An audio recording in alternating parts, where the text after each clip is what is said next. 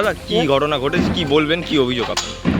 দেখুন, অভিযোগ তো অনেক, কিন্তু অভিযোগ করে বা কী করবো, যত অভিযোগ তার জন্য আমরা থানায় কমপ্লেন করেছি, আমরা কোর্টে জানিয়েছি এবং আজকে আমরা সুফল পাচ্ছি। সব কোর্টই আমার পক্ষে ছিল। প্রথমে ওরা সিভিল কোর্টে যায়, 2017-তে হেরে যায়। ওদের মেনটেনেবল গ্রাউন্ডে বারবার ডাকে, কোনো কাগজপত্র ওদের নেই এবং আমরা অর্ডার পাই। তারপরে কর্পোরেশন কোর্টে যাই ক্লাব ভাঙার জন্য, 2017-তেই যাই এবং 2019-এ অর্ডার বেরোয়, এসিবি ডিএমসি অর্ডার দেন, কিন্তু সেটা কমপ্লাই হয় না। তারপর তিনবার ট্রাইব্যুনাল অর্ডার দেয়, কিন্তু সেগুলো কোনোটাই কমপ্লাই হয় না এবং ওরা বারবার রিস্টোরের জন্য যায়। আমি হাইকোর্টে যাই এবং মহামান্য হাইকোর্ট এসবির অর্ডারটাই বহাল রাখেন। অমৃতা সিনহা, জাস্টিস অমৃতা সিনহা একটা অর্ডার দেন 2022 সালে এবং তারপরেও পুলিশ প্রশাসন আসে, কিন্তু কাজ হয় না।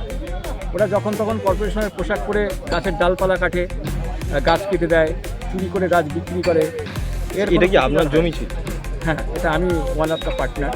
আচ্ছা, কী পারপাস করার জন্য এটা করে রেখেছিল? দেখুন, পারপাসটা তো এটা তো একেবারেই আমাদের 5 ভাইয়ের সম্পত্তি, 5 জনের সম্পত্তি। তো আমাদের প্রথমে আমরা কলেজ করবো ভেবেছিলাম, শিক্ষা প্রতিষ্ঠান কিছু করবো ভেবেছিলাম, কিন্তু এখনও ভাবছি না। এখন কেন ভাববো? এত বছর ধরে কষ্ট, যন্ত্রণা, এত টাকা খরচ করা, এত সময় নষ্ট করা, আর আমরা তো মানুষের পাশে দাঁড়াতে দিয়েছিলাম। এখন আপাতত কিছু ভাবছি না। কারা এই জমিটা দখল করে রেখেছে? এটা বাচ্চু বাগের নেতৃত্বে তৎকালীন 126 নম্বর ওয়ার্ডের কাউন্সিলর বাচ্চু বাগের নেতৃত্বে এই আমার বন্ধুর জমিটা দীর্ঘদিন ধরে দখল করে রেখেছিল এবং বাচ্চু বাগ তাও কতদিন হবে দাদা? 15 বছর তো হবে। আচ্ছা, এবং বাচ্চু বাগ এই ক্লাব তৈরি করে, এই দেখুন সেই ক্লাবের প্রেসিডেন্ট হচ্ছে বাচ্চু বাগ। এটা হাইকোর্টে যখন দিয়েছিল দেখতে পাচ্ছেন আপনারা, বাচ্চু বাগ এই জমিটাকে দখল করে গ্রাস করে রেখেছিল যাতে আগামী দিন প্রমোটিং করতে পারে। শুধু আমাদের কলকাতা শহরের কাউন্সিলররা এরকম কত লোকের জমি দখল করেছে আপনারা তো জানেন, প্রতিনিয়ত এখন খবর হচ্ছে।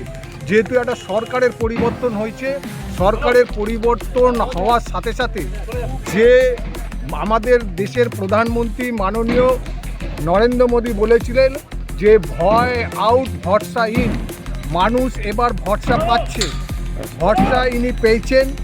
তার কারণ আমাদের ভারতবর্ষের সংবিধান বলে যে কোর্ট হচ্ছে সর্বোচ্চ। ভারতবর্ষের সংবিধান আমাদের এটাও দিয়েছে, ব্যক্তির সম্পত্তির অধিকার দিয়েছে।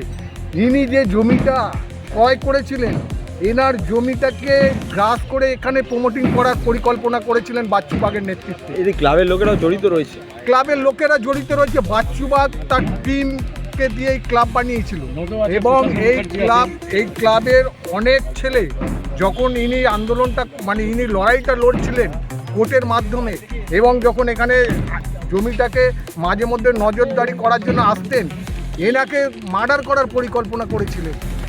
আমাদের একজন বিজেপির কার্যকর্তা, তাকে মেরে তার চোখ ফাটিয়ে দেওয়া হয়েছিল। এই অত্যাচার। দাদা, এই যে নতুন সরকার আসার পর আপনি আপনার জায়গা ফিরে পেলেন এবং যে অবৈধ নির্মাণ ছিল সেগুলো ভেঙে দেওয়া হলো, কতটা খুশি এবং আপ্লুত? আমরা ভীষণ খুশি। আমাদের আস্থা ছিল, আমরা জানি যে ভারতীয় জনতা পার্টি কোনো অন্যায় করে না, সবসময় ন্যায়ের দিকে যায় এবং মানুষ ন্যায় পায়। তার জন্যে আজকে দেখুন, ভারতবর্ষের যতগুলো জেলা, যতগুলো রাজ্য আছে, প্রায় অধিকাংশ রাজ্যেই বিজেপি ক্ষমতায় এবং পশ্চিমবঙ্গ ব্যতিক্রম ছিল।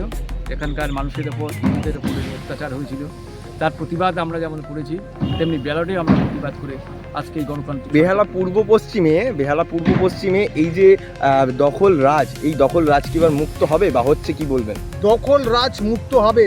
আমি খালি আপনাদের এই চ্যানেলের মাধ্যমে সমস্ত বেহালাবাসীর কাছে আবেদন করব, আপনাদের যাদের ওপর অত্যাচার করেছে দীর্ঘ 15 বছরের এই সরকার, আপনারা যারা অত্যাচার করেছে তাদের বিরুদ্ধে আমাদের শ্রদ্ধেয় বাংলার মুখ্যমন্ত্রী, আমাদের ভালোবাসার সঙ্গী শুভেন্দু অধিকারী যে কথা বলেছেন যে আপনাদের অভিযোগগুলো আপনারা লিপিবদ্ধ করুন থানায়, লোকাল থানায়।